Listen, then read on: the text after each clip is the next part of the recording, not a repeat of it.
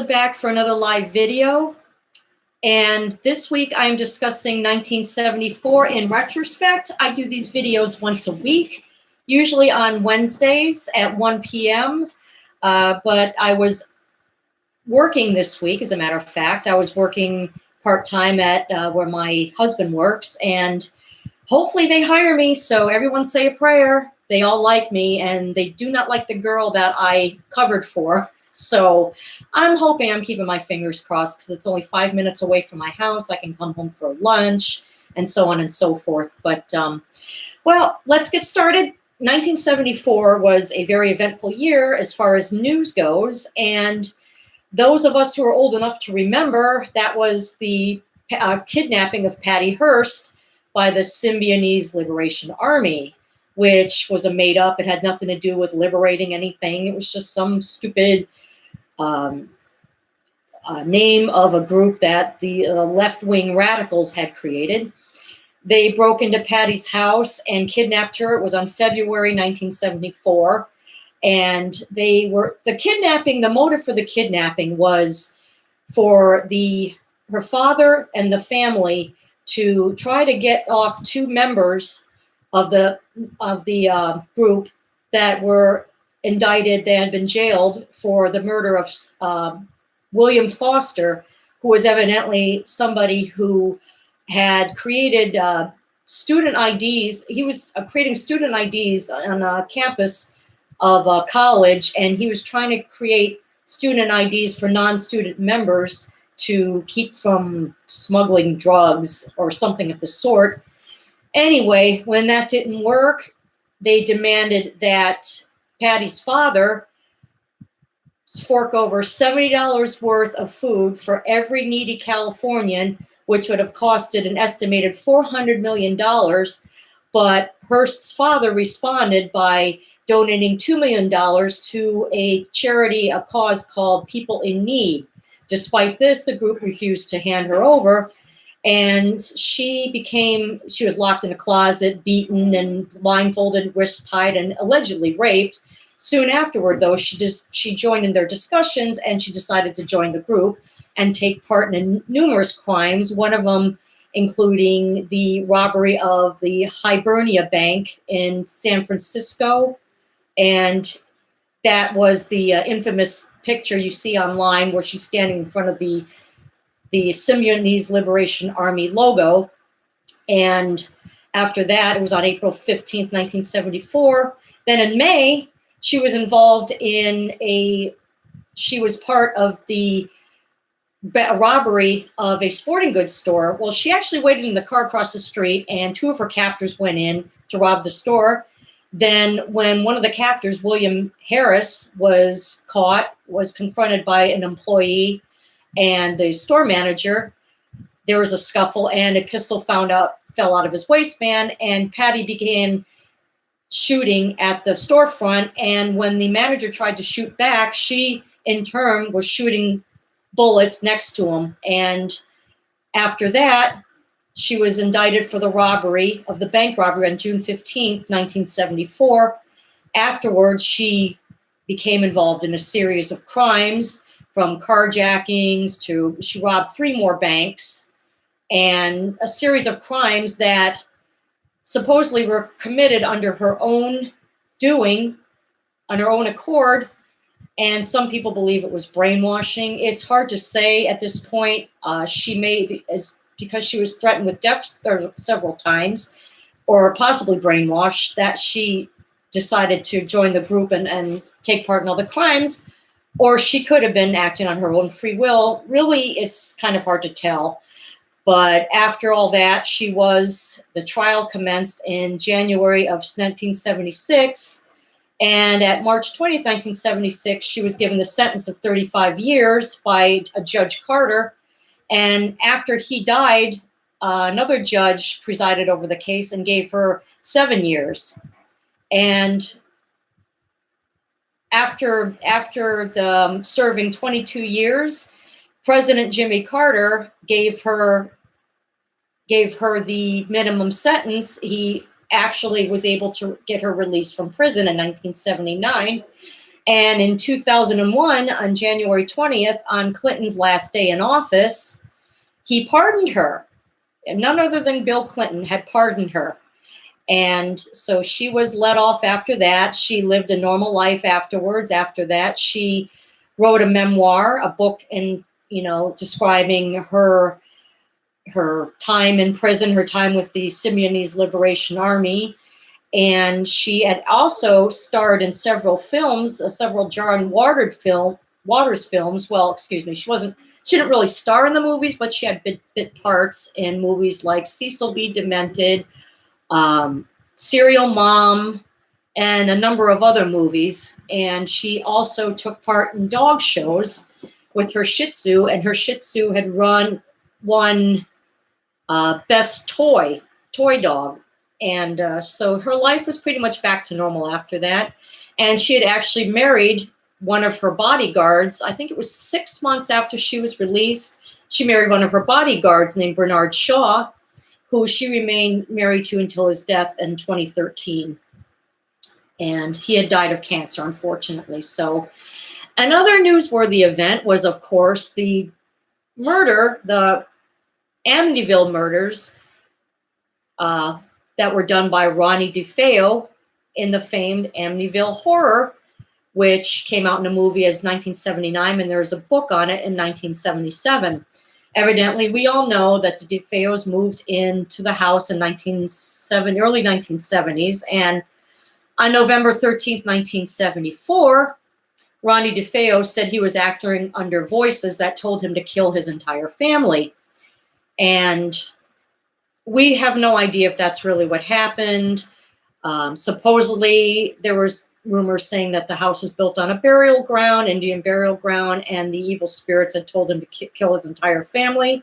Yet, I sometimes wonder if he acted under his will, and that was just his alibi, because the father was very tyrannical, and it was a horrible scene in that house. I mean, lots of abuse, verbal abuse, physical abuse. However, that never really gives anybody the right to, go out and off their entire family. But he is, of course, in prison until this day, and his alibi remains solid. And of course, I will discuss the hauntings in 1975 next week when the Lutz family moved in. But for all we know now, that house still stands, and it's been giving it looks a little bit different. It's renovated, and it was actually given a different house number to ward off any visitors that hang out in front of the house, and of course would take pictures and gawk. And of course, after that, the years after that, I'm sure it was nothing but anyway.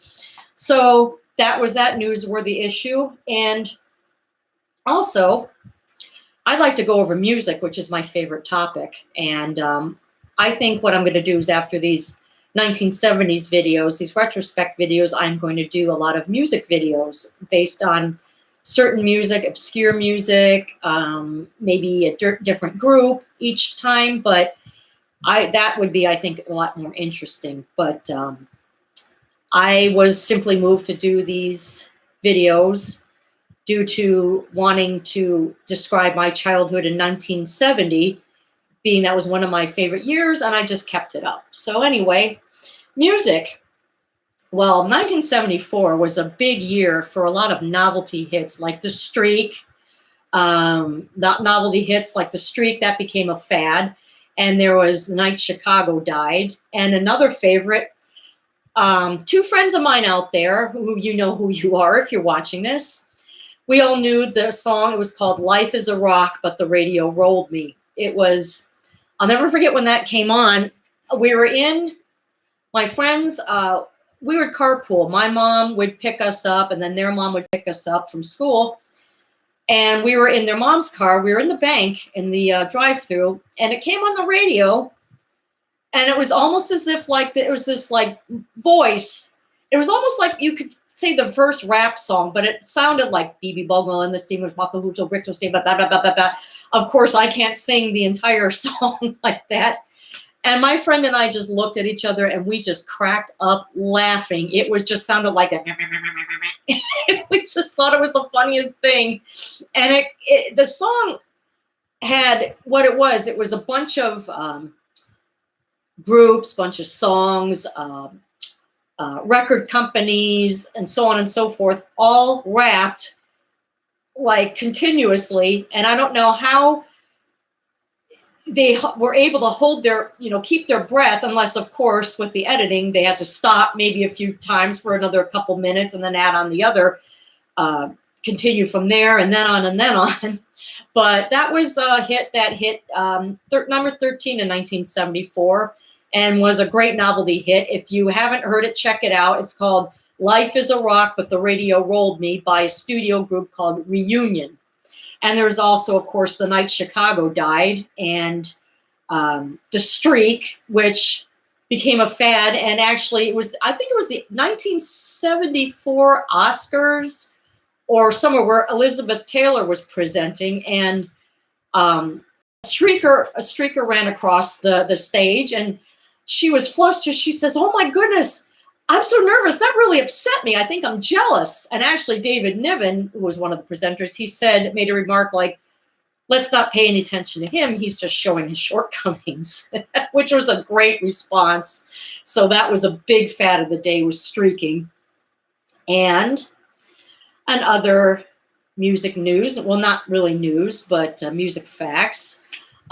Two groups who reunited was Steppenwolf and Iron Butterfly. Steppenwolf reunited with two more albums. No, actually three. The one album in 1974 was called Slow Flux. And I haven't listened to that album in a long time, but it was very good. Steppenwolf is one of my favorite bands. And that was a comeback album. And Iron Butterfly had another comeback album that was recorded in 1974. It was called Scorching Beauty. I heard bits and pieces of that, and some of it was good, but a lot of it was so-so. And they released another album after that called Sun and Steel, which I didn't think was that good. And Iron Butterfly was one of those bands who, unfortunately, were considered 60s. We're a 60s acid band. And unfortunately, sometimes when you're in that genre and you try to release an album maybe 10 years or so afterward, it doesn't even really come close. Unfortunately, that happens. But also, Deep Purple, Ian Gillan left, and the lead singer, David Coverdale, released two great albums called Burn, and the other one, Stormbringer, at the end of 1974. Stormbringer was actually one of my favorites. They had like maybe a lot of more hard rock than metal, and some funk sounding songs, which Ritchie Blackmore couldn't stand, a heavy funky soul music. So he left the band shortly after that. And Glenn Hughes was brought on board then as the bass player. And in 1975, they released another album with the guitarist Tommy Bolin, and I will be covering that album in 1975. But however, those were two great albums from the David Coverdale, Glenn Hughes era called Burn. The title track of Burn is just phenomenal. I just love it. And Stormbringer, the title track of that, is good as well. That's one of my favorite Deep Purple albums of that setup, that lineup of Deep Purple. And Aerosmith's Get Your Wings was recorded and released. And that was another good follow-up to their debut album in 1973. And the great songs on that album that I like, of course, were Same Old Song and Dance, Lord of the Thighs, Train Kept A-Rollin', which was a remake of an old Yardbirds hit, which was a remake. Actually, it was an old blues hit back. I can't remember who did it, but it was recorded in 1951. And Aerosmith did what was it wasn't really a live song at the second part of it. It was dubbed in studio, like dubbed in applause and a live show, but it wasn't actually done live, which it was an interesting song. In the beginning, it was the studio, and then the other half was a live sounding. And actually, I was in a band, believe it or not, back with my daughter's dad and a couple people. We had a band, and it was the worst name for a band. It was called Headband, because my fiance wore like a lot of these bandanas and he had long hair. And he said, well, let's call it Headband. I'm like, really? But anyway, we did a lot of those. And yes, I was a lead singer. And yes, I sucked royally, but I enjoyed it. People seemed to like us. People seemed to think it was great that I was, we did Aerosmith. We did a lot of Ozzy and Black Sabbath. We did Led Zeppelin and so on and so forth. And it was really great. Unfortunately, of course, I'm not the best singer in the world. So near the end of the night on our live gigs, my throat would get very, very hoarse. But it was something I enjoyed doing. And, we made a little money, basic things and so on and so forth. But, and for more albums, actually, Kiss released their debut album, which is very, very heavy, kind of glitter, you wouldn't really call it glitter rock, but 1972 to 74 were a lot of glitter and glam, and they had the kabuki makeup, and so they were called like a glitter metal band. And their first album was on a dark background, and you see all their faces, and it's truly, it was, when heavy metal was really coming to the forefront. And Black Sabbath, I think, was one of the very early, was the band that started it all, really. And Kiss just kind of took it up to another level. When Black Sabbath was kind of winding down in popularity, Kiss was emerging, was soaring in popularity at that time. And they also released another album called Hotter Than Hell in October of 74, which I happen to like better than the debut. The debut is great, but this one I like better. A lot of the songs were, it's like really sludgy sounding, kind of. Both of their albums was. That's what I like. Sometimes I like when they remaster them, but sometimes I like when it just sounds like it was when it was released. It just gives it that more authentic appeal. But those two albums, that very early Kiss was my favorite, I think. And those two albums really didn't crack the charts much. It wouldn't be until their third album, Dressed to Kill, in 1975. And of course, I will be covering those albums next week too, on 1975, which was my favorite year, and one of my favorites in music and growing up. And I will definitely cover those topics next week. And as far as other songs go, there was one song that didn't make it very high, and I'm really surprised. It only made number 35, and it was a song by Guess Who called Star Baby. And I remember hearing that and sitting in the back of my mom's 1970 gray Bonneville station wagon, all the way in the back, facing the back. You could see the cars coming towards you. Back then, nobody wore their seatbelts ever. And we were just going back and forth in the car, moving around. No one gave a crap. And anyway, it was called Star Baby. And I listened to it. I'm like, God, this is such a cool song. And I think my mom might have liked it. She probably doesn't remember it, though. But check it out, Star Baby by Guess Who, if you want to hear a nice, underrated Guess Who tune. That's a really good one. And Radar Love came out that year. And man, that was an epic tune. It was so... It was just one of those songs that you can't, it just was in a league of its own. And it was by a group called Golden Earring. And I had managed to listen to some of their early stuff, which was pretty good. I never really got into them as a band, but I'm always curious about a lot of their songs. And that was just, to me, that really wasn't a one-hit wonder, because they would come out 1983 is a song called, what was the song name again? Twilight Zone. That's what it was. But that was the best song of their career. And it's too bad they didn't have more songs like it, because it was true. It kind of reminded me of a movie of that day called Dirty Mary Crazy Larry, especially the ending of the song. If you were to play with the ending of that movie, it would have been perfect, because, of course, Peter Fonda movies always have crashes. And that was another good movie from 1974, Dirty Mary Crazy Larry. Your typical, people on the run, a lot of, committing crimes and going on the run, going on sprees. And at the end, they get away. And then, of course, they're not looking. They see a train and boom. And listen to that song. And when you see the end of Dirty Mary, Crazy Larry, you would understand. And it just, that song, too, to this day brings a lot of, still causes me, excuse me. Oh, my God, I can't talk. It brings me goosebumps to this day anyway.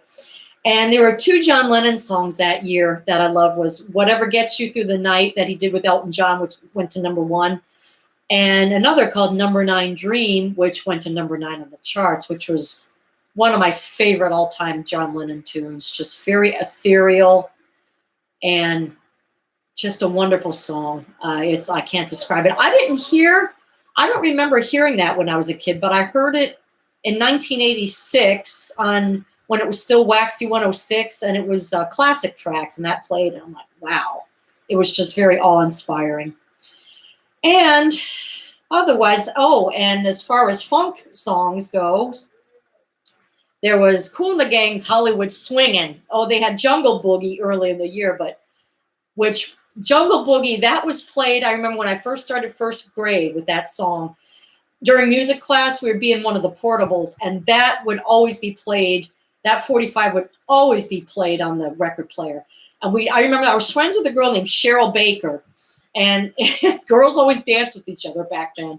And we were doing this, we're going, get down, get down, get down, get down. That was so much fun. But Hollywood Swingin', I remember that playing on the radio, and my mom was dancing in the Florida room where we had that god-awful red shag carpet. And near the end, when it was starting to get a little more jaunty at the end, where they're going Hollywood swinging, she was moving. I mean, she was kicking her legs and swinging her hips. And I'm walking away, I'm just looking at her going, I mean, she's just swinging her legs and just moving it. She was just moving it. And other songs that I like, another good song was her biggest hit since It's Too Late in 1971 was Carole King's song Jazz Man, which hit November 1974, hit #2. And that was her biggest hit since It's Too Late. That was a beautiful tune, just beautiful. And it's amazing how that almost went to #1, but not quite. And sometimes these #2 songs should have gone to #1, but a lot of times it depends what people like, what's being called in request wise. And actually, I hope everybody can see. I didn't realize I might be half in the dark. I might be half in the light here, but hopefully you can see. Okay, I'll back up now. You probably had to see me in extreme light, but I'm going to back up a little bit now. Take a breather for a second. But yeah, that was one of her great songs of the day. And other things and other fads of the day were, of course, bell bottoms were becoming a really big thing. And of course, I love the early 70s. I still like to wear bell bottoms. I love clogs and platforms and blouses like this, off the shoulder, little boho blouses and long straight hair, long earrings. And so that was a big thing of the day.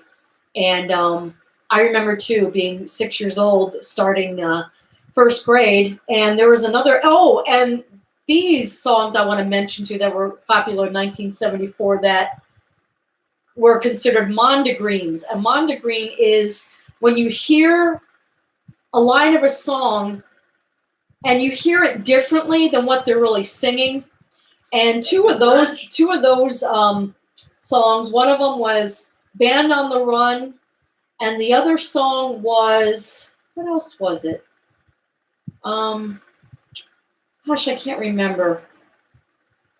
Well, Band on the Run, I sang it, I thought they were saying Stand on the Road. Stand on the road. Oh, the other song was I Shot the Sheriff, a remake of the Bob Marley song done by Eric Clapton. That was Eric Clapton's first and only #1 hit. And that's still a song that I don't mind hearing over and over again. That's one of them. And I used to think he was saying, I shot Sharon. So I shot Sharon and Stand on the Road. Those were Monda Greens. And there was an author that did a couple book on those. And if I knew if he was still writing books, I would actually probably drop him a line and give him those two songs and a couple others that I thought they were singing something different. And that would be fun to see if those end up in the book. And also during 1974 was I first learned to ride a bike. Yeah, slow learner, I know. But it's funny, whenever my parents taught me to swim and to ride my bike, I wouldn't learn. I learned on my own. I was actually given training wheels for the longest time. Then I told my dad, no, take them off, I'll try. Then one day I just did it. And same with swimming. I did the dog paddle and that was it. It's like, why couldn't I have done that sooner? But anyways, when my parents tried to teach me anything, I wouldn't learn. I learned on my own, which was late, but still, I think it was impressive. And I'm going to give myself a compliment because I never, ever give myself compliments, ever. So this is the first one. Damn it. And anyway, I remember Hot Wheels too. I remember my brother had a Hot Wheels little, it was orange, and bikes had those little streamers, and they had the little baskets. Girls had those little weave baskets with the flowers on them. Oh my God, those were the days. And let's see what else happened. Oh my God. Oh, that was the year when my mom took me to get my hair cut, and it was nice and long. Well, pardon my French here, but I was there. We were hoping that she would like maybe cut it here, but the bitch cut it all the way up to here. And it was embarrassing. On the school next day, oh, you look like a boy, you look like the boy. And my mom kept saying, oh, you look so cute in short hair. I'm like, shut up, Mom. Shut up, Mom. Then the next year kind of grew into a mullet. And then after that, it just never grew fast enough. That whole year, 1975, was growing into a mullet. And finally, I think by 1976, it was longer again. But yeah, that was that was pretty bad. And I remember too, movies of the day were, one movie was called The Towering Inferno. I don't remember the movie. I didn't really want to see it really, or take, but I remember that was, I'll never forget that movie. If I remember, I think that was the first drive-in movie I had been to. And two of my friends would know, the two friends of mine that know Life is a Rock, but the radio rolled me, they'll know this. It was Gold Coast Drive-In. It was right in our neighborhood. Literally, it was like a hop, skip, and jump there. And I loved drive-in movies. As a matter of fact, the Swap Shop here in Fort Lauderdale still has them. And I think I'm going to have to do that again just for the experience, go to a drive-in movie. But sometimes nowadays, it's very risky. I mean, the world isn't what it used to be back in 1974. I mean, you can get robbed. I mean, it could happen. Back then, we didn't care. I mean, we had the windows down and the speaker. And I remember The Towering Inferno being played in the background. And I was in the back playing with my toys, busying myself. And I'd look at the screen every once in a while. All I remember is just a big burning building. That was it. And it was always fun going to the drive-ins back then. And I remember 7-Elevens were a big thing back in the day. And there was also Juicy Fruit Gum had a commercial called Pick a Pack. And from the Juicy Fruit tree, let's pick a pack from the juicy, something about let's pick a pack of juicy fruit gum. Let's pick a pack from the juicy fruit tree. Anyway, you don't want to hear me sing. But anyway, that was, and other things in 1974 growing up. I'm trying to remember. Oh, my dad making our garage into a living room, which was really cool. And it looks so, I mean, they actually had like the blue paneling, and the rug, of course, was shag, and it was like a light green. And it was nice in itself, but my dad still has that in the living room. And actually, I like it because I go there and I'm flashback to my childhood. And it's just awesome. And of course, we still had the shag rug in the kitchen. Ugly shag yellow carpet. And yes, people had carpet in their kitchens back then. absolutely tacky. But the living room looked very good. I mean, for the day, and you had those TVs. Remember the TVs that only had like maybe 7 channels? You had to get up and change the channel. And we had a TV that it rotated. It was like a rotate. You change the channel and you rotate it. Or sometimes you have those TVs with the little bunny, the rabbit ears. And everybody, I think there were 7 channels. You always had to get up and change the channel, and those were the good days. and trying to think what else there was. I mean, back then too, we played with toys until they fell apart. I mean, the 70s were, I mean, such a great time. I really miss the 70s. I wish I can go back in a time machine and go through every year, you know, and maybe be a teenager in the 70s, because I didn't experience it back then really like I wanted to. I mean, I love wearing the clothes of the 70s, but unfortunately you can't really do that too much anymore, because I mean, you look like an eyesore anyway. But those were my recollections of 1974. If anybody has any memories they'd like to share, please comment. And comment if you have any questions, comments, or even criticisms about my show. Please comment, and I will return the comment as soon as I see it. And please comment, like, and subscribe. I will have videos every week unless something happens. I will let you know, but I will be having these shows once a week. And I will see you next week when I cover 1975. Everyone have a wonderful evening and stay safe and healthy out there. Bye.